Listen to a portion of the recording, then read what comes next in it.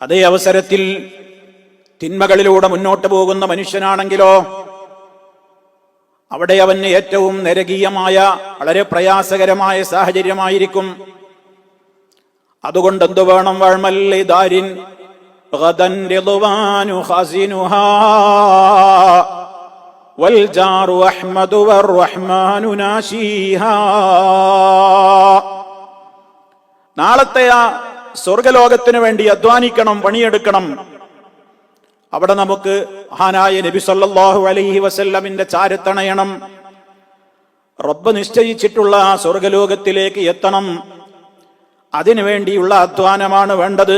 അതാണ് വാസ്തവത്തിൽ വിജയം എന്ന് പറയുന്നത്. ഫമൻ സുഹ്സിഹ അനിന്നാർ വഉദ്ഖിലൽ ജന്നത ഫഖദ് ഫാസ്.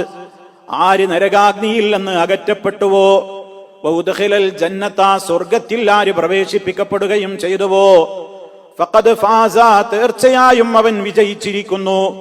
അപ്പോൾ സുഹൃത്തുക്കളെ, സഹോദരിമാരെ, നമ്മുടെ ജീവിതത്തിൽ ഏറ്റവും കൂടുതൽ നാം ആഗ്രഹിക്കുന്ന സ്വർഗം, ആ സ്വർഗത്തിന്റെ സുഖസൗകര്യങ്ങൾ ഒരു മനുഷ്യന്റെ ഒരു കണ്ണും ഇന്നുവരെ കണ്ടിട്ടില്ലാത്തതും ഒരു കാതും ഇന്നുവരെ കേട്ടിട്ടില്ലാത്തതും ഒരു മനുഷ്യന്റെയും മനസ്സിൽ അവൻ ഒരിക്കലും ചിന്തിക്കാൻ പോലും കഴിയാത്തത്ര ഏറ്റവും വലിയ രൂപത്തിലുള്ള സൗഭാഗ്യങ്ങളുടെ ലോകമാണ് സ്വർഗം.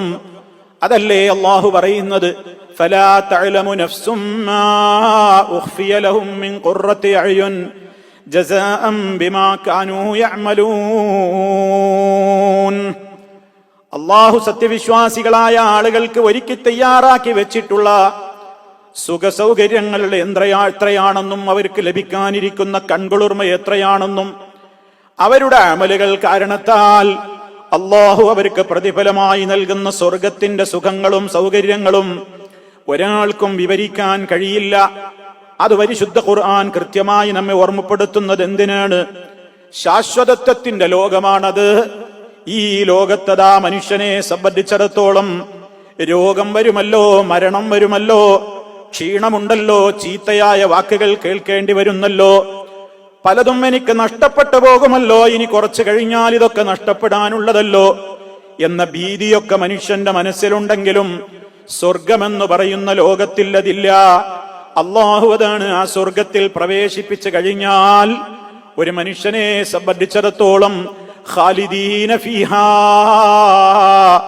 അവരതിൽ ശാശ്വതവാസികളായിരിക്കും, അവരതിൽ നിത്യവാസികളായിരിക്കും. ലാ യബ്ഗൂന അൻഹാ ഹിവലഹാ, അതിൽ നിന്ന് മാറിപ്പോകുവാനോ ഒരു മാറ്റത്തിനോ അവർ കൊതിക്കുകയില്ല. കാരണം എന്തിനാണ് അവർ മാറ്റം കൊതിക്കുന്നത്? ആശിക്കുന്നതെന്തും ലഭിക്കുന്ന ലോകമല്ലേ സ്വർഗം. പിന്നെ എന്തിനാണ് ഒരു മാറ്റത്തിന് അവർ ആഗ്രഹിക്കുന്നത്?